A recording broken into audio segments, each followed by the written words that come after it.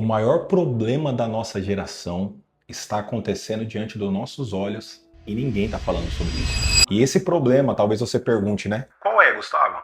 Qual é, Gu, esse problema? Esse é dos desigrejados. E calma, não é esses desigrejados que você conhece, como a gente costuma a conhecer. É uma nova onda. Eles conseguiram criar um novo conceito dentro desse mesmo tema. Qual é o desigrejado que a gente conhece? Aquele famoso que ama o cabeça, mas não ama o corpo. Aquele que, a gente conhece por Eu gosto muito de Jesus, eu sou apaixonado por Jesus, mas não pela igreja. porque diz ele que a igreja é governada por pessoas, pastoreada por pessoas que não condiz com a Bíblia, que aliás são pessoas buscando glória para si e não para engrandecer o nome de Cristo. Às vezes essa pessoa foi frustrada na fé, às vezes essa pessoa sofreu muito em alguma instituição, mas o que ela esqueceu? Ela esqueceu que uma pessoa não representa todo o corpo de Cristo. O que essa pessoa esqueceu? Que uma instituição não representa todas as outras igrejas, todas as outras instituições. Veja, o que é interessante de a gente lembrar? Que eu não estou falando desse grupo de pessoas. Eu estou falando de um novo grupo de pessoas. Esses são desigrejados dentro da igreja. Parece um absurdo falar isso, né? Como a pessoa é desigrejada se ela tem uma igreja? Eu vou além, ela não só tem uma igreja, ela tem um pastor.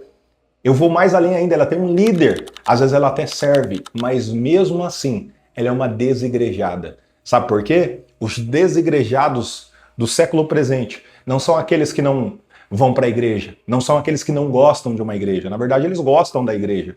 Sabe o que eles não gostam? De obedecer à igreja. Sabe o que esses desigrejados não gostam? De serem pastoreados. Esses tipos de desigrejados são aqueles que até vão à igreja, mas não se submetem a ela. Eles dizem amar a igreja, só não amam a obediência que precisam ter com a igreja. Eles dizem ser apaixonados pela igreja, mas eles esquecem o que Jesus disse. Aquele que me ama é aquele que me obedece. Ou seja, é o tipo de pessoa que ela quer o benefício da igreja, mas ela não quer o que, entre aspas, é o malefício da igreja, que é o preço que ela precisa pagar para obedecer. Você sabe que a Bíblia fala em Hebreus sobre aqueles que precisam frequentar. Na verdade, ela deixa claro que todos nós precisamos frequentar a igreja. O texto vai dizer o seguinte para você, que ao se aproximar os dias, nós precisamos ainda mais estar juntos como igreja, nos reunir. Como igreja nós precisamos estar juntos. Mas não só isso a Bíblia vai falar. Paulo também vai recomendar para nós que a gente venha a ser obediente para com os nossos líderes, porque isso alegra eles e facilita com que a gente construa o reino de Deus nessa terra. A obediência não é opcional nessa geração e nunca foi opcional em nenhuma outra. Há uma necessidade de eu estar na igreja, mas de eu me submeter também à igreja. Não basta eu frequentar um prédio, não basta eu servir em uma equipe, se eu não tenho um coração obediente àquela visão. Perceba, não estamos falando de uma obediência cega. Não estamos falando que você precisa fechar os seus olhos e obedecer a tudo que as pessoas falarem para você. Não! Você pode e deve ser sim obediente, mas não de forma cega. Você pode discordar, você pode ter sua opinião, mas o que você precisa lembrar é que em seu espírito você precisa ter sempre honra e sempre precisa ter um entendimento de que apesar de você discordar, você ainda se comprometeu a estar fazendo parte dessa igreja. Por isso que você não pode, em momento algum, construir uma outra igreja dentro de uma igreja. Por isso que você não pode, em momento algum, se dar ao luxo de se tornar um desigrejado, que você finge está submetido à igreja, mas na verdade você só está frequentando a ela. No seu coração, você já nem estaria mais ali. Deixa eu te dizer uma coisa. Você hoje tem liberdade no espírito para tomar as decisões que você acredita ser o ideal. Existe um caminho certo para talvez você sair e encontrar uma igreja que você acredita mais na visão. Encontrar um lugar que você fala, esse é o lugar onde eu quero ver os meus filhos e os filhos dos meus filhos construindo igreja junto com Cristo. Você não precisa se submeter a uma visão que você não acredita. Você não precisa se submeter a uma missão que você não tem parte com ela, que você não quer se dedicar a ela. Eu gosto muito de Martin Luther King, quando ele diz o seguinte: um homem que não está preparado para morrer por uma causa, também não está preparado para viver por ela. Nós precisamos estar, talvez eu não vou ser tão radical, a morrer por essa causa, mas ao mínimo, se apaixonarmos por essa causa e obedecermos a essa causa.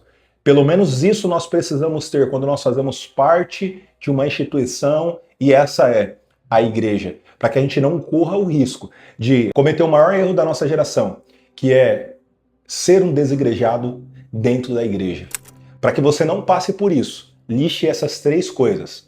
Primeiro, entenda qual é a visão que Deus deu aos seus líderes. Entendendo a visão que Deus deu aos seus líderes, você entenderá, assim como o povo que seguia Moisés precisava entender o que Deus entregou a Moisés quando ele subia lá no cume do monte, lá no alto do monte. Segundo, se submeta e obedeça a essa visão, se assim você escolheu permanecer, se assim você escolheu pertencer a essa missão. Porque é só assim que você não vai correr o risco de estar em uma igreja e não se submeter a ela. De falar que tem até um pastor, mas um pastor nominal. Você não obedece, aliás, você não se permite ser pastoreado por essa missão. Você consegue entender o quanto é crucial você dizer sim a partir do momento que você já disse sim para essa causa?